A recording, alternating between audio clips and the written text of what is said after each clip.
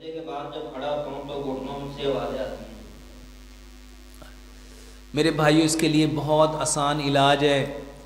رات کو یہ جو بچوں کو اور بڑوں کو درد ہوتا ہے، درد کی دوائی نہ کھاؤ، اپنا نمک بدلو، اپنا نمک بدلو، پتھر والا نمک اپنے گھر میں لے کے آؤ۔ میرے بھائیو، نمک، پتھر والا نمک ٹانگوں کے درد کا بہترین علاج ہے۔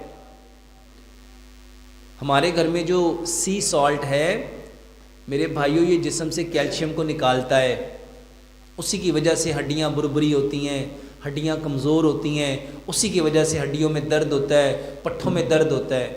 اور دوسرے نمبر پہ دودھ میں آدھی چائے کی چمچ ہلدی، آدھی چائے کی چمچ دال چینی ملا کے اس کو اچھی طرح پکا کے اس کو استعمال کرو۔ اور ایک چیز جو بہترین پیارے پیغمبر جناب محمد صلی اللہ علیہ وآلہ وسلم نے بتائی، وہ تلبینہ ہے۔